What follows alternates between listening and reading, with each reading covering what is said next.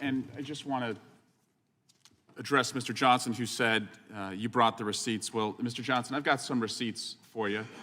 This committee met about 2 months ago, and the chairman, who can call any person in the world who walks this earth as a witness, called this guy, who tweeted just a couple weeks before the hearing, cops.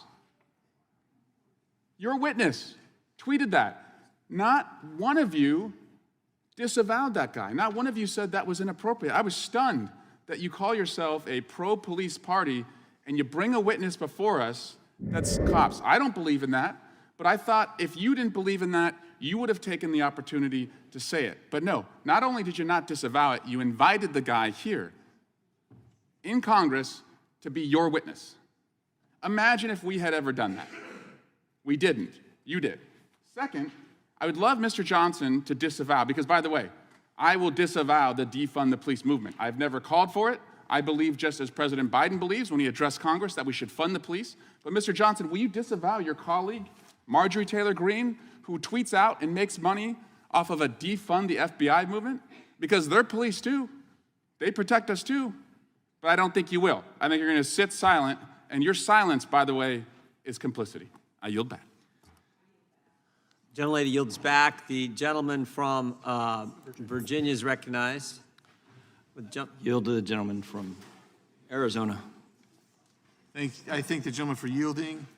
Appreciate the backpedaling at an alarming rate from the other side. Watch out, you might fall over backwards. We have a video to play. I think this will provide some visual summation, please.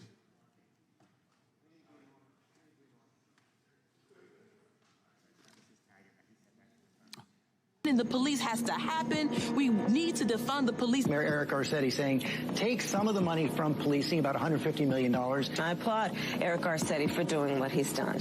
But we need to completely dismantle the Minneapolis Police Department. It is outdated. It is wrong-headed thinking to think that the only way you're going to get communities to be safe is to put more police officers on the street. So yes, defund your butts. Defund you. Yes, I support the reallocation of resources from NYPD. We will be moving funding from the NYPD. Yes, I support the defund movement. I'm for responsible reallocation of resources. And defund the police. I think you do all those other things, you don't need all the money that's going to the police department. So yeah, I mean, the spirit of it, I do support that. Yeah, and you know, a lot of us were asked if we could imagine a future without police back in 2017 when we were running for office.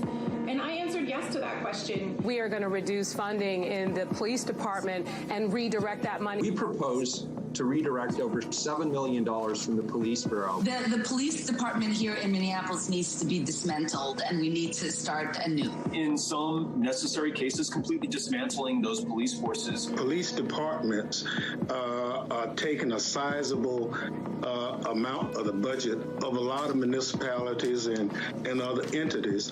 We need to look at those budgets, pull some of the money back. When we talk about defunding the police, defunding the Pentagon. My push is that we defund our police departments. Defunding police means defunding police. If these reports are accurate, then these proposed cuts to the NYPD budget are a disingenuous illusion. This is not a victory. The freshman Democrat adding, the fight to defund policing will continue.